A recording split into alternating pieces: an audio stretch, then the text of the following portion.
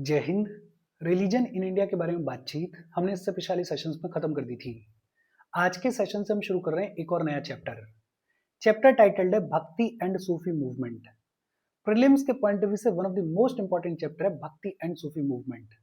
आज के सेशन में एक तो हम बात करेंगे ओरिजिन ऑफ भक्ति मूवमेंट के बारे में, भक्ति मूवमेंट के ओरिजिन की कहानी क्या रही है उस सब के बारे में आज हम पढ़ेंगे, बातचीत करेंगे। दूसरा, हम बात करेंगे about causes of emergence of भक्ति मूवमेंट के बारे में। भक्ति मूवमेंट के इमर्जेंस के पीछे कॉजेस कौन से रिस्पॉन्सिबल रहे उस सब के बारे में भी आज हम पढ़ेंगे, बातचीत करेंगे। इसके बाद हम बात करेंगे अबाउट मेजर फीचर्स ऑफ भक्ति मूवमेंट के बारे में। भक्ति मूवमेंट के अंदर कौन कौन से मेजर फीचर्स देखने को मिलते हैं उस सब के बारे में भी आज हम पढ़ेंगे, बातचीत करेंगे। और फाइनली ये जो भक्ति है इसके अंदर दो स्कूल्स देखने को मिलते हैं। कौन कौन से दो स्कूल्स देखने को मिलते हैं, इन सभी टॉपिक्स के बारे में आज हम पढ़ेंगे, बातचीत करेंगे। देखो शुरू करते हैं। सबसे पहले तो बेसिक सवाल, ये जो भक्ति मूवमेंट है ये ओरिजिनेट कहां पर हुआ? और अगर बहुत सिंपल तौर पे कहें तो ये जो भक्ति मूवमेंट है इसका ओरिजिन सदर्न इंडिया में देखने को मिलता है। स्पेशली ये जो तमिलनाडु वाला रीजन है यहां पे ओरिजिन देखने को मिलता है भक्ति मूवमेंट का। भक्ति मूवमेंट का ओरिजिन सदर्न इंडिया में देखने को मिलता है, स्पेशली तमिलनाडु वाले रीजन में। और ओरिजिन कब देखने को मिलता है? लगभग 6th सेंचुरी एडी से लेके 10th सेंचुरी एडी के बीच में भक्ति मूवमेंट का ओरिजिन सदर्न इंडिया में देखने को मिलता है। हालांकि ये जो भक्ति मूवमेंट है ये नदर्न इंडिया वाली साइड में बहुत धीरे धीरे स्प्रेड होगा और नदर्न इंडिया में इस भक्ति मूवमेंट के स्प्रेड की शुरुआत लगभग and of the 15th century में देखने को मिलेगी। तो नदर्न इंडिया में ये जो भक्ति मूवमेंट है ये काफी लेट आया, लेकिन सदर्न इंडिया में इसके ओरिजिन की शुरुआत लगभग 6th सेंचुरी एडी से लेके 10th सेंचुरी एडी के बीच में देखने को मिलती है। ये जो भक्ति मूवमेंट है इसका एसेंस क्या था? भक्ति मूवमेंट के तहत बात की गई डिवोशन टुवर्ड्स गॉड के बारे में, गॉड के प्रति समर्पण, गॉड के प्रति डिवोशन, गॉड के प्रति लव, गॉड के साथ में one on one interpersonal relationship establish करने के बारे में बातचीत की गई इस भक्ति मूवमेंट के अंदर। बेहद सिंपल और इजी सी बातचीत है। अभी तक हमने दो तीन चीजों के बारे में पढ़ा। एक तो हमने ये देखा कि ये जो भक्ति मूवमेंट है इसका ओरिजिन कहां पे देखने को मिलता है? इसका ओरिजिन सदर्न इंडिया में देखने को मिलता है, स्पेशली ये जो तमिलनाडु वाला रीजन है यहां पे देखने को मिलता है। और कब देखने को मिलता है? लगभग 6th सेंचुरी एडी से लेके 10th सेंचुरी एडी के बीच में इसका ओरिजिन देखने को मिलता है। हालांकि ये जो भक्ति मूवमेंट है ये नदर्न इंडिया में बहुत धीरे धीरे स्प्रेड होगा और नदर्न इंडिया में इसके स्प्रेड होने की शुरुआत होगी at the end of the 15th century. ये जो भक्ति मूवमेंट है इसका एसेंस क्या है? भक्ति मूवमेंट के तहत बात की गई about devotion towards God, God के प्रति डिवोशन, गॉड के प्रति समर्पण के बारे में बातचीत की गई इस भक्ति मूवमेंट के अंदर। अच्छा, भक्ति मूवमेंट के अंदर दो स्कूल्स देखने को मिलते हैं। कौन कौन से दो स्कूल्स देखने को मिलते हैं? एक देखने को मिलता है शगुना स्कूल और दूसरा देखने को मिलता है निर्गुणा स्कूल। भक्ति मूवमेंट के अंदर दो स्कूल्स देखने को मिलते हैं। कौन कौन से दो स्कूल्स देखने को मिलते हैं? एक देखने को मिलता है शगुना स्कूल और दूसरा देखने को मिलता है निर्गुणा स्कूल। ये जो निर्गुणा स्कूल के फॉलोअर्स हैं they believe in formless worship of God. Basically ये गॉड के किसी फॉर्म में नहीं मानते हैं, आइडल वर्शिप में नहीं मानते हैं, इमेज वर्शिप में नहीं मानते हैं, गॉड के किसी एट्रीब्यूट में नहीं मानते हैं। ये जो निर्गुणा स्कूल के फॉलोअर्स हैं they believe in the formless worship of God. और ये जो निर्गुणा स्कूल है ये अपने प्रोमिनेंस में आएगा, ये अपने इंपॉर्टेंस में आएगा फ्रॉम 13th सेंचुरी। और दूसरा है शगुना स्कूल। ये जो शगुना स्कूल के फॉलोअर्स हैं ये गॉड की किसी न किसी फॉर्म को वर्शिप करते हैं, गॉड के किसी न किसी एट्रीब्यूट को वर्शिप करते हैं। ये जो शगुना स्कूल के फॉलोअर्स हैं ये आइडल वर्शिप में बिलीव करते हैं, ये इमेज वर्शिप में बिलीव करते हैं। बेहद सिंपल। भक्ति मूवमेंट के अंदर दो स्कूल्स देखने को मिलते हैं। कौन कौन से? एक शगुना स्कूल, और शगुना स्कूल के जो फॉलोअर्स हैं वो गॉड को किसी न किसी फॉर्म में वर्शिप करते हैं, आइडल वर्शिप में बिलीव करते हैं, इमेज वर्शिप में बिलीव करते हैं। और दूसरा है निर्गुणा स्कूल, और ये जो निर्गुणा स्कूल के फॉलोअर्स हैं they believe in the formless worship of God. Idol worship में बिलीव नहीं करते हैं, इमेज वर्शिप में बिलीव नहीं करते हैं।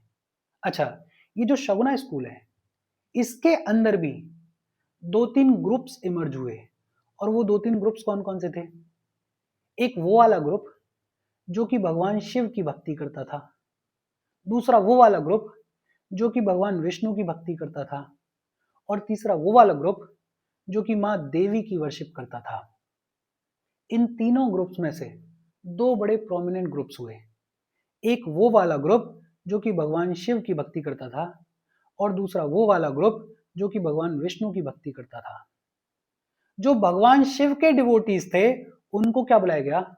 उनको बुलाया गया नया नार्स। भगवान शिव के डिवोटीज को क्या बुलाया गया? नया नार्स बुलाया गया। और जो भगवान विष्णु के डिवोटीज थे उनको क्या बुलाया गया? उनको बुलाया गया अलवार्स। भगवान विष्णु के डिवोटीज को क्या बुलाया गया? अलवार्स बुलाया गया। अच्छा, ये जो अलवार्स हुए और ये जो नया नार्स हुए, इनकी कहानी क्या रही है? एक तो अभी हम बात कर रहे थे कि वो लोग जो कि भगवान विष्णु की भक्ति करते थे उनको क्या बुलाया गया? उनको अलवार्स बुलाया गया। और वो लोग जो कि भगवान शिव की भक्ति करते थे उनको क्या बुलाया गया? उनको नया नार्स बुलाया गया। डिवोटीज ऑफ लॉर्ड विष्णु उनको बुलाया गया अलवार्स, और डिवोटीज ऑफ लॉर्ड शिवा उनको बुलाया गया नया नार्स। अलवार्स की अगर बात करें तो मेनली 12 अलवार्स हुए। कितने अलवार्स हुए? 12 अलवार्स हुए। नया नार्स की अगर बात करें तो मेनली 63 नया नार्स हुए। कितने नया नार्स हुए? 63 नया नार्स हुए। अच्छा, अलवार्स में जो फेमस अलवार्स हुए उनमें एक का नाम है तोंदारा दी पोडी। एक का नाम क्या है? तोंदारा दी पोडी। और दूसरी हुई अंदल। अंदल जो है वो एक विमेन अलवार थी और इतनी पॉपुलर थी कि अंदल को मीरा ऑफ साउथ भी कहा जाता है। अलवार्स टोटल कितने हुए? 12 हुए मिलनी। इनमें से दो बड़े फेमस हैं, एक तोंदारी दी पोड़ी और दूसरी अंदल। अंदल इनका नाम याद रखना, इनको मीरा ऑफ साउथ भी कहा जाता है। अलवार्स का एक बड़ा प्रोमिनेंट, एक बड़ा इंपॉर्टेंट टेक्स्ट है, और वो जो टेक्स्ट है उसको क्या बुलाया जाता है? उसको नलारिया दिव्य प्रबंधम बुलाया जाता है। अलवार्स का जो प्रोमिनेंट टेक्स्ट है उसको क्या बुलाया जाता है? उसको नलारिया दिव्य प्रबंधम बुलाया जाता है। ये जो नलारिया दिव्य प्रबंधम है ये संस्कृत में लिखा हुआ है। किसने लिखा है? 12 अलवार्स ने इसको लिखा है। और इंपॉर्टेंस क्या है इसकी? इसको तमिल वेद भी बुलाया जाता है। क्या बुलाया जाता है? इसको तमिल वेद भी बुलाया जाता है। तो अलवार्स का एक प्रोमिनेंट टेक्स्ट है नलारिया दिव्य प्रबंधम, जो कि संस्कृत में लिखा गया है, और इसी नलारिया दिव्य प्रबंधम को तमिल वेद भी बुलाया जाता है।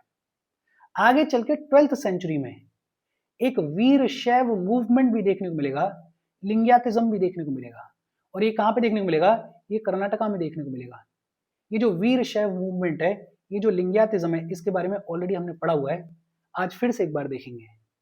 ये जो वीर शैव मूवमेंट है इसकी शुरुआत किसने की? वसवाना ने की।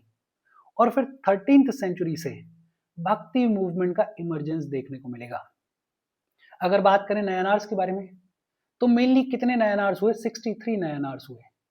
जो सबसे फेमस नयनार हुई उनका नाम है Karaikal Ammaiyar. Karaikal Ammaiyar was a women Nayanar और इसीलिए अपने आप में इंपॉर्टेंट भी है। अच्छा, नयनार्स के लिए एक कलेक्शन ऑफ पोयम देखने को मिलता है। पोयम्स का एक कलेक्शन देखने को मिलता है। वो जो पोयम्स का कलेक्शन है उसको क्या बुलाया जाता है? उसको तेवा राम बुलाया जाता है। क्या बुलाया जाता है? तेवा राम बुलाया जाता है।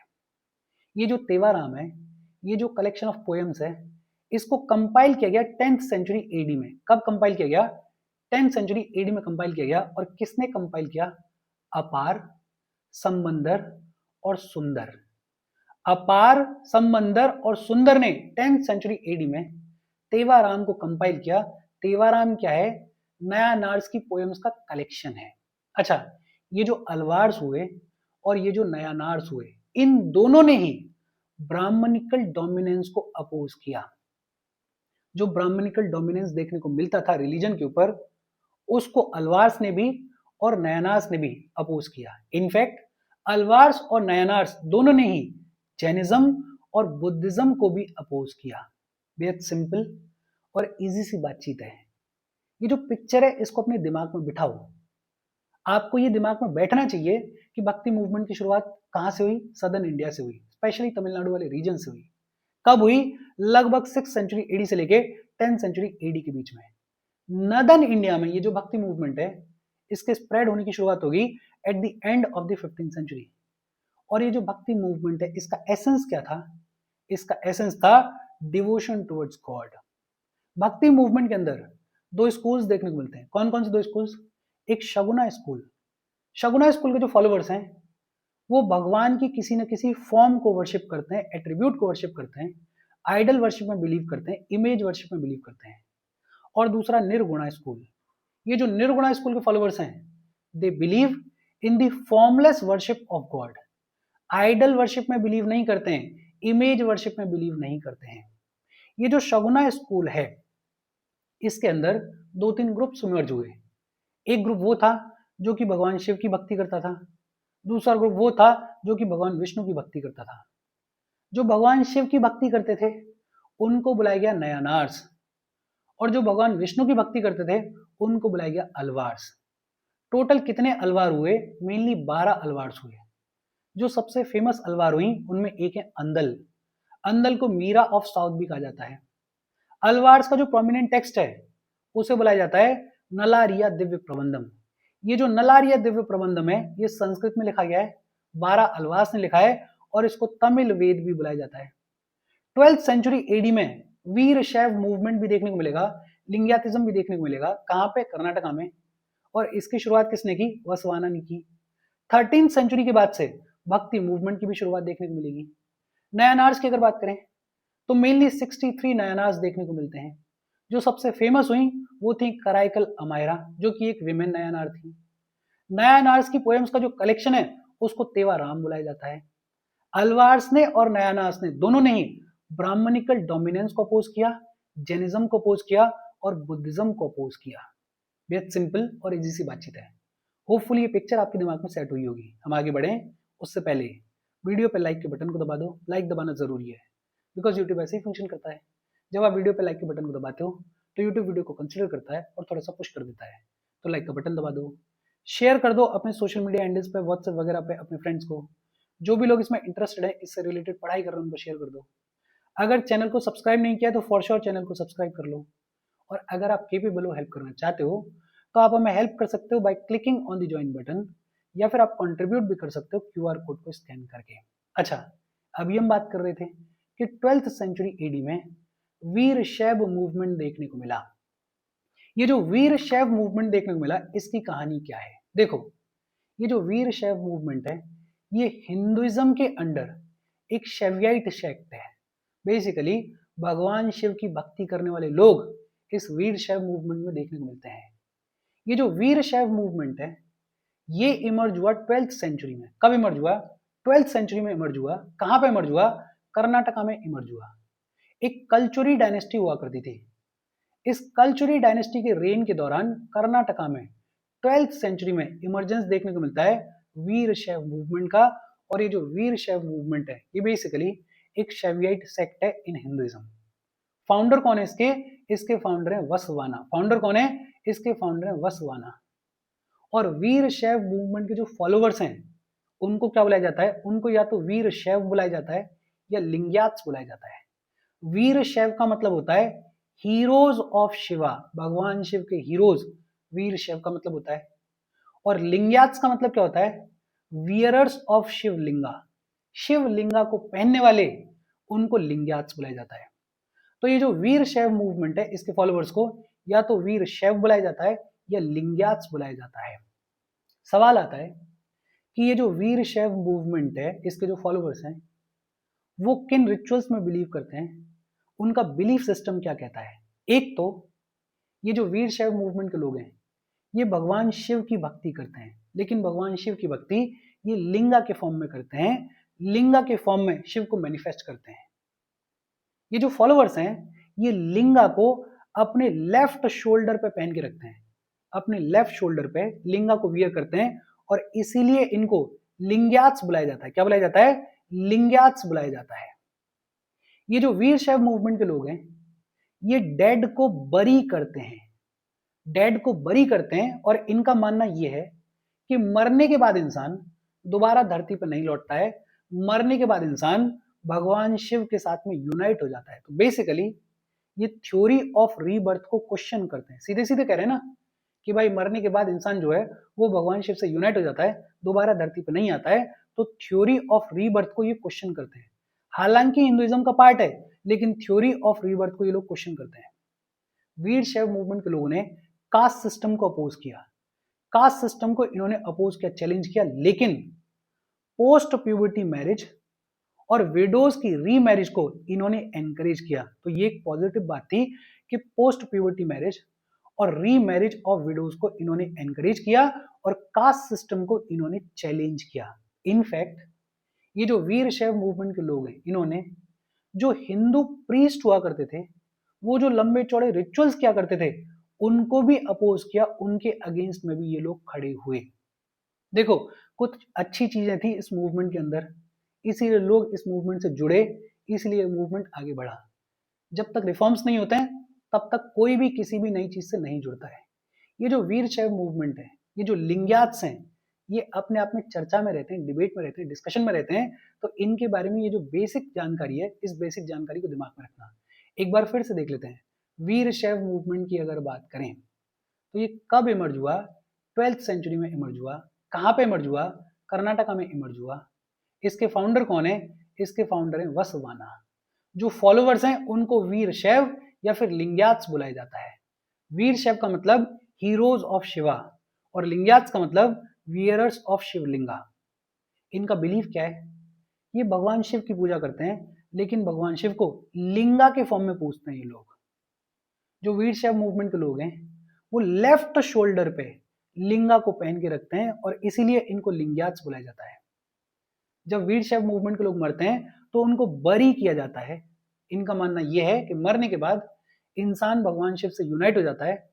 थ्योरी ऑफ रीबर्थ को ये क्वेश्चन करते हैं। कास्ट सिस्टम को इन्होंने चैलेंज किया, लेकिन जो ज्यादा इंपॉर्टेंट चीज है, पोस्ट प्यूबर्टी मैरिज और विडो रीमैरिज को इन्होंने एनकरेज किया। बहुत सिंपल और इजी सी बातचीत है। अब सवाल आता है कि ये जो भक्ति मूवमेंट है, इसके इमरजेंस के पीछे कॉजेस कौन से रिस्पॉन्सिबल रहे? भक्ति मूवमेंट इतना पॉपुलर हुआ तो कुछ रीजंस रिस्पॉन्सिबल रहे होंगे। वो कॉजेस क्या थे? एक तो ये जो भक्ति मूवमेंट है, ये खड़ा हुआ था अगेंस्ट ब्राह्मणिकल ऑर्थोडॉक्सी। जो ब्राह्मणिकल ऑर्थोडॉक्सी स्टैब्लिश कर दी गई थी रिलीजन के ऊपर, जो ब्राह्मण्स का डोमिनेंस, एक छत्र राज स्टैब्लिश कर दिया गया था, उसको चैलेंज कर रहा था ये भक्ति मूवमेंट। दूसरा, ये जो भक्ति मूवमेंट है, ये कास्ट सिस्टम को भी चैलेंज कर रहा था, और कास्ट सिस्टम की वजह से और ब्राह्मणिकल ऑर्थोडॉक्सी डोमिनेंस की वजह से जो लोग परेशान थे वो जुड़ेंगे धीरे धीरे इस भक्ति मूवमेंट के साथ में। दूसरा, ये जो भक्ति मूवमेंट है, ये एक इंक्लूसिव प्लेटफॉर्म प्रोवाइड कर रहा था for the marginalize sections of the society. Basically Bhakti movement के तहत इक्वालिटी के बारे में बात की जा रही थी।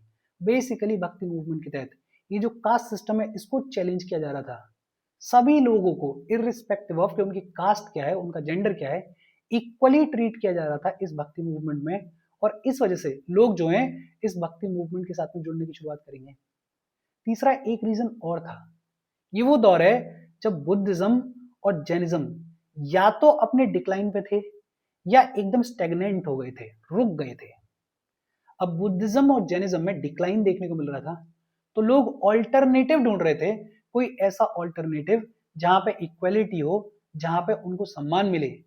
और वो जो ऑल्टरनेटिव है वो भक्ति मूवमेंट के तौर पे इमर्ज हुआ। और जो बड़ा रीजन रहा वो रहा कि ये जो भक्ति मूवमेंट है, इसको बड़े बड़े किंगडम्स का, इसको बड़े बड़े किंग्स का सपोर्ट मिला। जैसे तमिलनाडु के अंदर जो चोला किंग्स हुआ करते थे, उन चोला किंग्स ने ये जो भक्ति मूवमेंट है इसको बढ़ चढ़ के सपोर्ट किया। इसमें रटने जैसा कुछ नहीं है। भक्ति मूवमेंट के इमरजेंस के अगर कॉजेस पूछे जाए तो बड़े सिंपल है। ब्राह्मणिकल ऑर्थोडॉक्सी, कास्ट सिस्टम, उसके अगेंस्ट में लड़ाई लड़ी जा रही थी, और इसलिए लोग भक्ति मूवमेंट के साथ में जुड़ेंगे। ये जो भक्ति मूवमेंट है ये बात कर रहा था इक्वालिटी के बारे में, ये एक इंक्लूसिव प्लेटफॉर्म प्रोवाइड कर रहा था, इसलिए लोग भक्ति मूवमेंट के साथ में जुड़ेंगे। बुद्धिज्म और जैनिज्म जो कि बेहद पॉपुलर हुआ करते थे एक टाइम पे, अब वो अपने डिक्लाइन पे थे तो लोग ऑल्टरनेटिव ढूंढ रहे थे। और फिर बड़ी बात ये थी कि उस दौर के बड़े बड़े किंगडम्स, उस दौर के बड़े बड़े राजा महाराजा इस भक्ति मूवमेंट को सपोर्ट करेंगे और इस वजह से ये जो भक्ति मूवमेंट है ये इमर्ज होगा, इसका राइज देखने को मिलेगा। फिर सवाल आता है कि भक्ति मूवमेंट के मेजर फीचर्स कौन कौन से थे। देखो, एक तो अभी हमने बात की कि भक्ति मूवमेंट का एसेंस ही यही था कि devotion towards God, love towards God, भगवान के प्रति समर्पण करो तो आपको साल्वेशन मिलेगा, तो आपको मोक्ष की प्राप्ति होगी। भक्ति मूवमेंट के तहत यूनिटी ऑफ गॉड के बारे में बात की जा रही थी, यूनिवर्सलिज्म के बारे में बात की जा रही थी।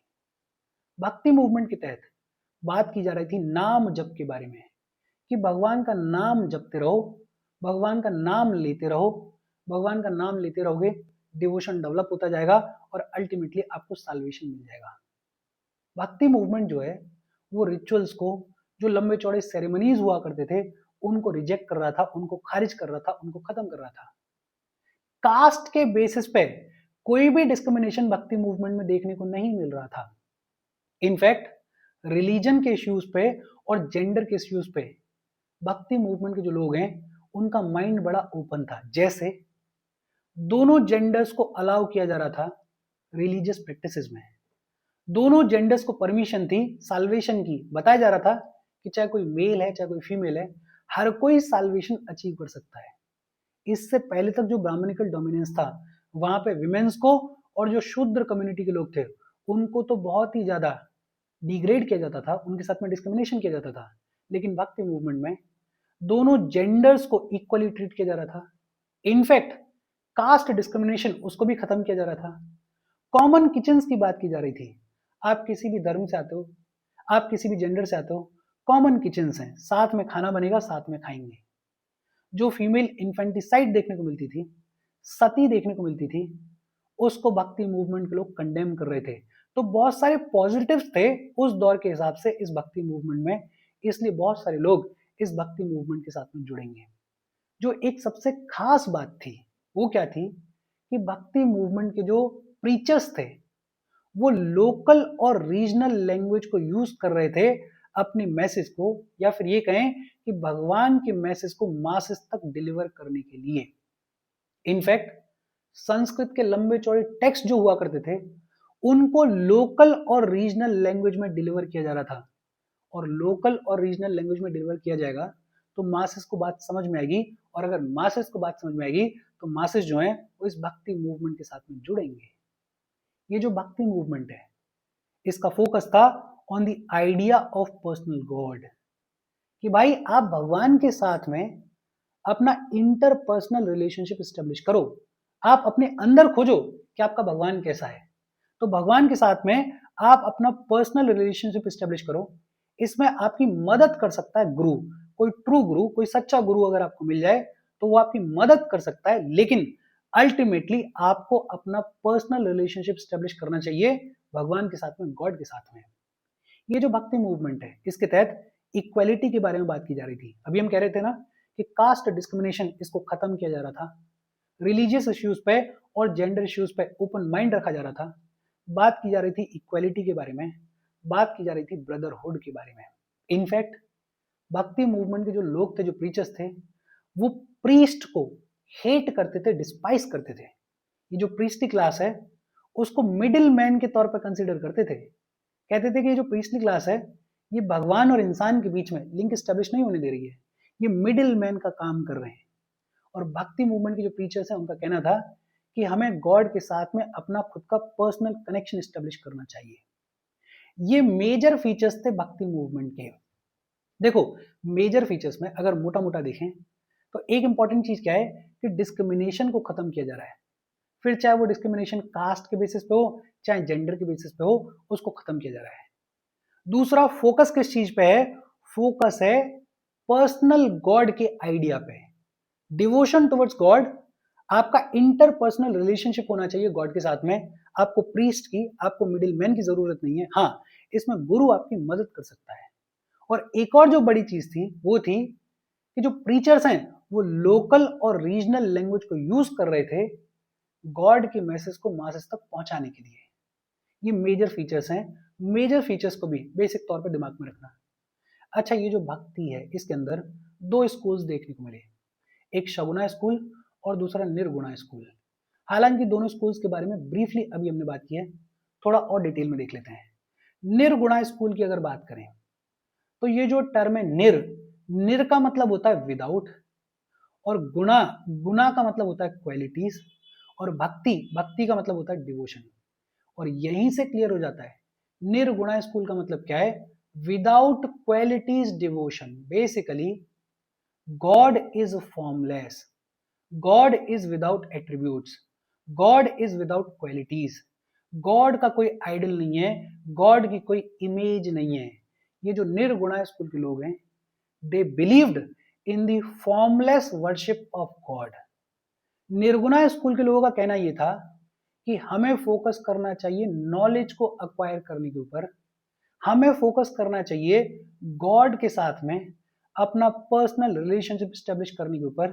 किसी इमेज में गॉड नहीं है, किसी आइडल में गॉड नहीं है, किसी फॉर्म में गॉड नहीं है। गॉड आपके अंदर है, नॉलेज अक्वायर करो और गॉड के साथ में अपना इंटरपर्सनल रिलेशनशिप स्टेब्लिश करो। इनफैक्ट ये जो निर्गुणा स्कूल के लोग हैं, इन्होंने स्क्रिप्चर्स को भी रिजेक्ट कर दिया, स्क्रिप्चर्स जो कि लिखे गए उनको भी रिजेक्ट कर दिया, आइडल वर्शिप को कंडेम किया और ब्राह्मण सुप्रीमेसी को इन्होंने पूरे तरीके से रिजेक्ट कर दिया। ये बेसिक बातचीत है, ऑलरेडी हमने पढ़ लिया है। ये जो निर्गुणा स्कूल है, इसके जो बिलीफ्स हैं वो 3 ट्रेडिशन से आते हैं। कौन कौन से 3 ट्रेडिशन से आते हैं? एक तो वैष्णव भक्ति, वैष्णव भक्ति में लोग बिलीव करते थे। दूसरा ननपंथी मूवमेंट, ननपंथी मूवमेंट में लोग बिलीव करते थे। और तीसरा सूफिज्म, सूफिज्म के भी कुछ आइडियाज जो हैं वो निर्गुणा स्कूल में देखने को मिलते हैं। ये जो निर्गुणा स्कूल है, इसमें प्रोमिनेंट फिगर्स कौन कौन से हुए? कबीर इसी निर्गुणा स्कूल को बिलोंग करते थे, गुरु नानक इसी निर्गुणा स्कूल को बिलोंग करते थे, और दादू दयाल भी इसी निर्गुणा स्कूल को बिलोंग करते थे।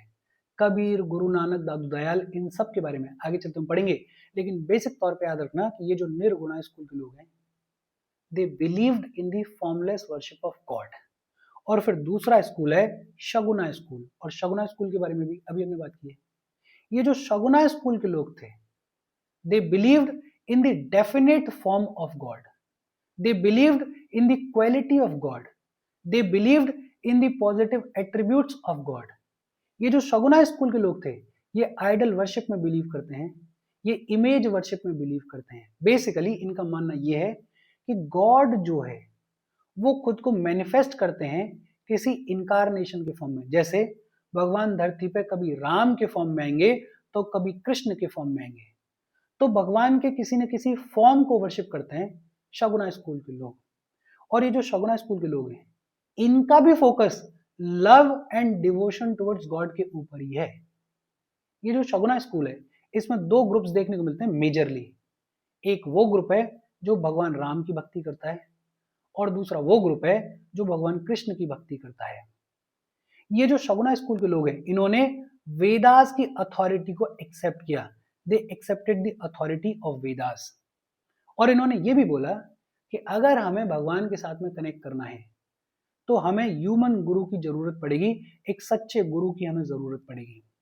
ये जो शगुना स्कूल है, इसमें प्रोमिनेंट फिगर्स कौन कौन से देखने को मिलते हैं? रामानुज इसी स्कूल को बिलोंग करते थे, रामानंद इसी स्कूल को बिलोंग करते थे, चैतन्य महाप्रभु इसी शगुना स्कूल को बिलोंग करते थे।